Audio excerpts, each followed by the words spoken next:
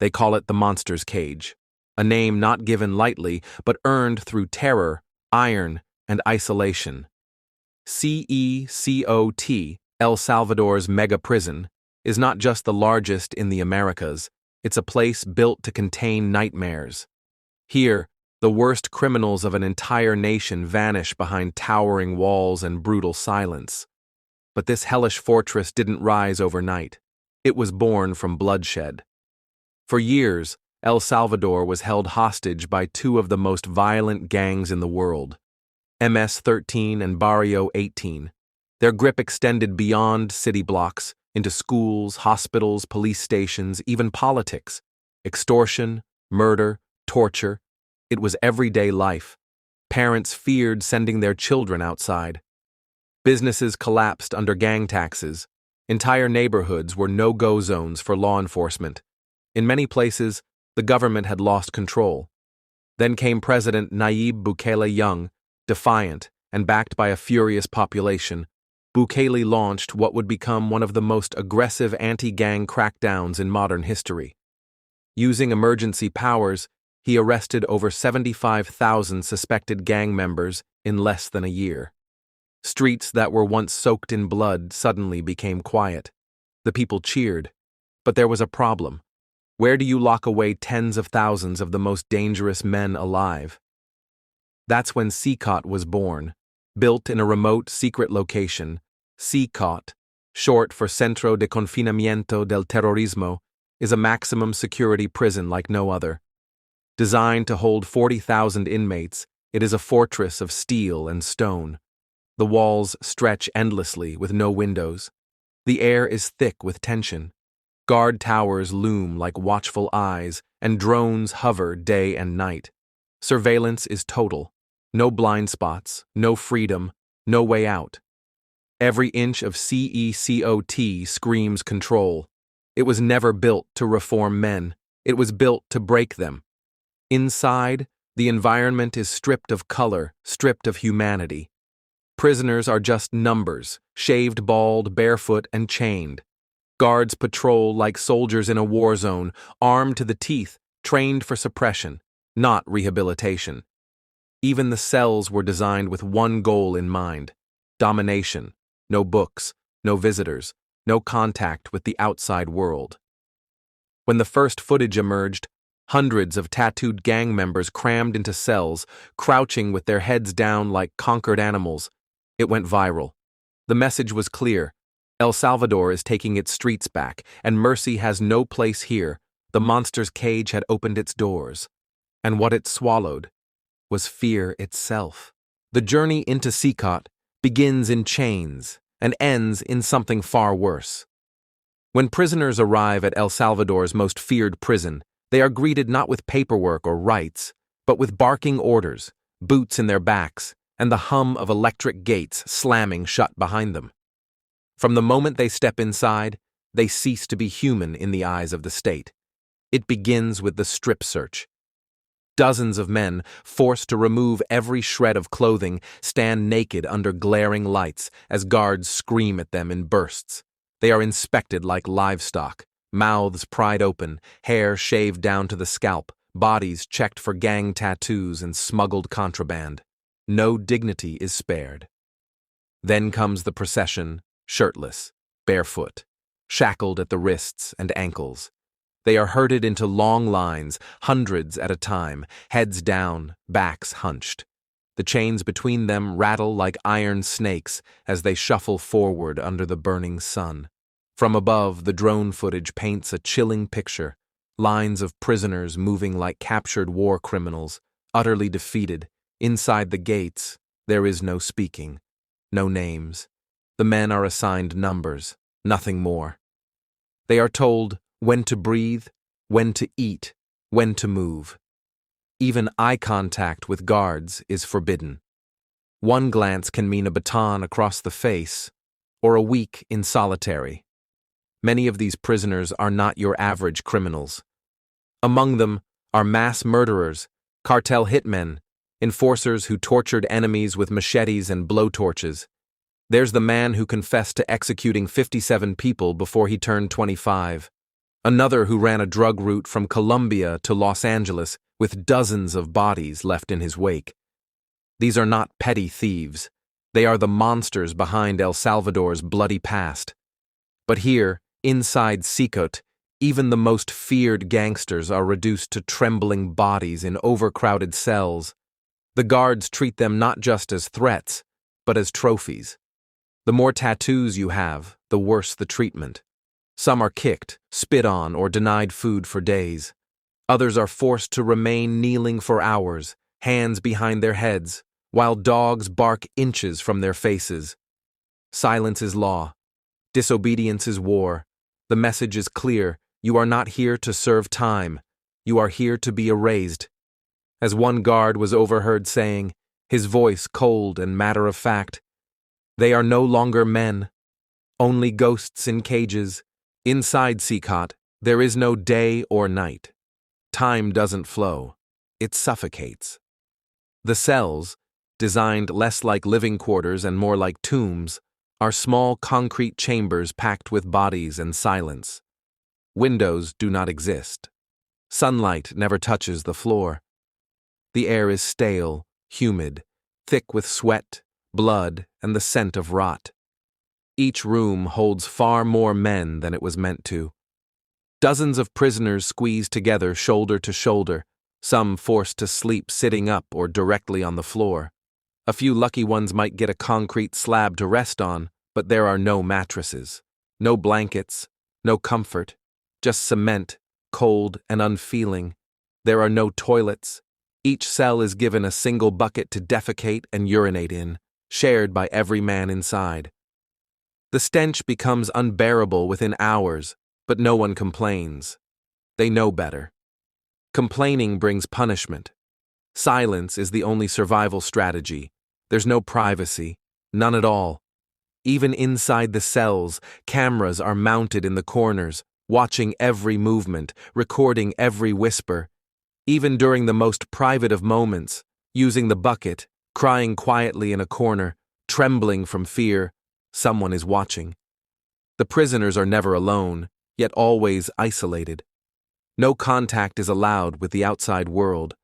Families have no way to visit, call, or even send a message. Many prisoners have children they may never hear from again. Some mothers die without knowing if their sons are still alive inside CECOT.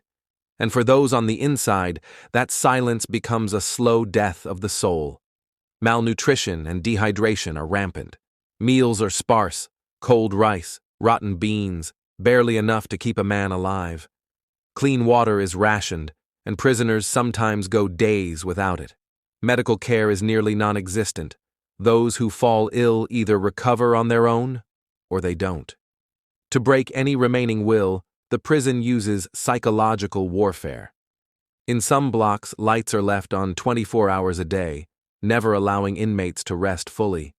In others, total darkness swallows the cells for days at a time, leaving men screaming and hallucinating in the black. No one is told when the lights will change. The disorientation is deliberate. Prisoners are sorted based on gang affiliation, MS-13 with MS-13, Barrio 18 with Barrio 18, but rival members are sometimes placed just close enough to provoke tension and chaos, yet far enough to keep them from outright war. It's a powder keg of hatred, trapped in concrete. There are no books, no recreational time, no religious services, no programs for rehabilitation. The only thing to do is survive the hour, and then the next, and the next. In this place, men are not being reformed. They are being broken, reshaped by solitude and terror into something hollow. CECOT doesn't try to hide it. It was never built for second chances. Inside CECOT, the guards are not correctional officers. They are soldiers in a psychological war. Trained like elite military commandos, they are taught one thing above all else: control at any cost. There is no tolerance for rebellion, no space for negotiation. Mercy is not in the rulebook. From the moment prisoners enter the facility, the hierarchy is clear. Guards stand as gods, and inmates are insects beneath their boots. Any sign of resistance, even a glance deemed disrespectful, is crushed immediately. Beatings are swift, brutal, and often public. Pepper spray floods entire cells. Men are dragged by chains across the concrete. Screams echo down the corridors like warning bells for others. Solitary confinement is the most feared punishment. Prisoners are locked alone in pitch-black rooms barely larger than a closet, sometimes for weeks. No mattress, no light, no sound, just their own breath and the slow unraveling of sanity. For many, it becomes a place where the mind begins to fold in on itself. Some are handcuffed for days at a time, their hands swollen and bloodied, their muscles cramping until they can no longer move. Others are denied food as punishment, left to watch others eat while their own trays go missing. Public shaming is common, prisoners made to kneel for hours in stress positions, sometimes naked as guards laugh or spit on them. But perhaps the darkest tactics are those no one sees on camera. Guards play psychological games. Alarms are suddenly blasted at full volume in the middle of the night, jarring prisoners awake and keeping them in a permanent state of fear. Water is shut off without warning, leaving men to go thirsty for days, even in searing heat. At night, temperatures are dropped deliberately to freezing levels, and there are no blankets, no coats, no relief. It's not just about punishment. It's about control through torment. Leaked testimonies from former guards reveal a chilling code of silence. "You don't ask questions. You follow orders," one ex-guard confessed. "If a man cries for help, you look away. If he collapses, you report it later. We don't deal with men. We deal with threats." Many guards suffer PTSD themselves, but speaking out means risking their lives or their freedom. CECOT isn't viewed internally as a correctional facility. It's treated like a battlefield. Every hallway is a front line. Every prisoner is the enemy. The guards patrol in combat boots, wearing vests and helmets, carrying riot shields and assault gear, not just for protection, but for intimidation. There is no room for reform in this system, no interest in rehabilitation. What exists instead is a machine of fear, pressure, and punishment, where every rule is a weapon, and every man behind bars is already buried in the eyes of those who watch over them. This is not discipline. This is domination.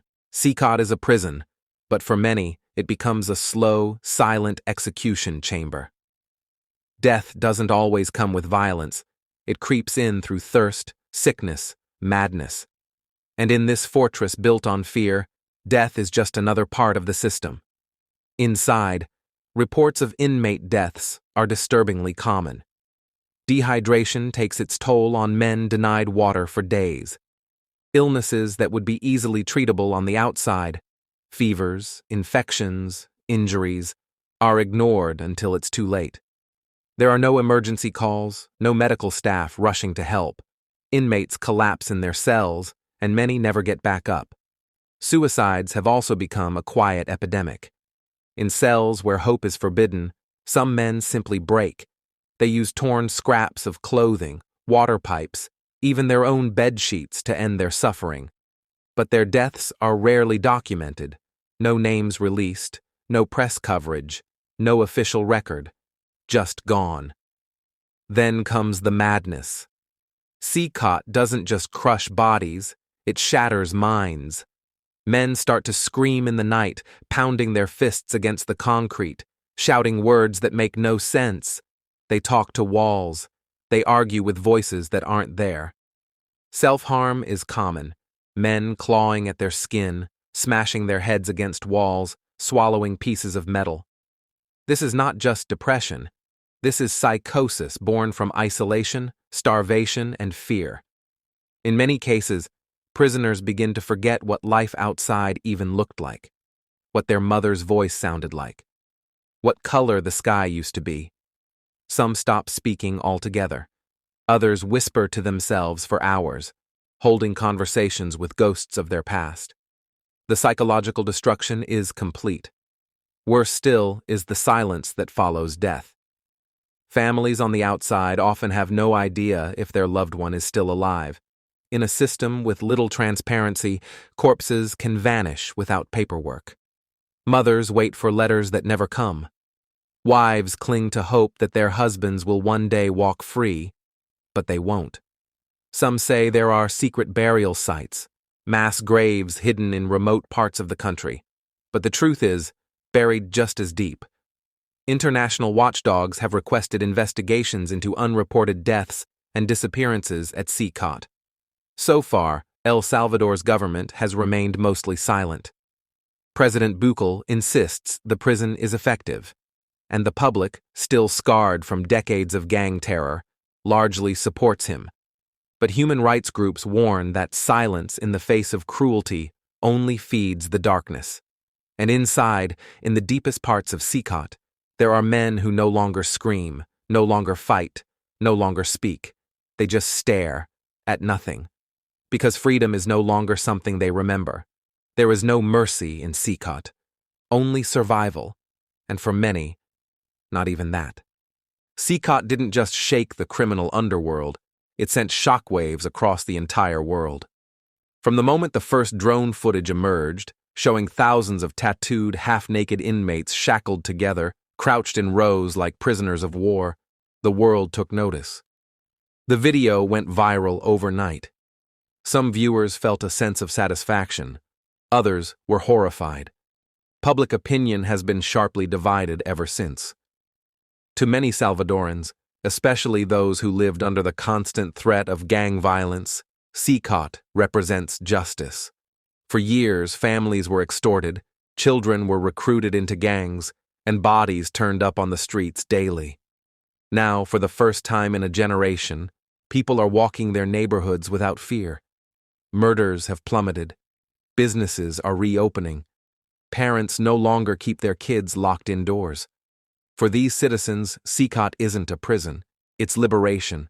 But to others, both within El Salvador and around the globe, CECOT is something else entirely, a modern-day concentration camp.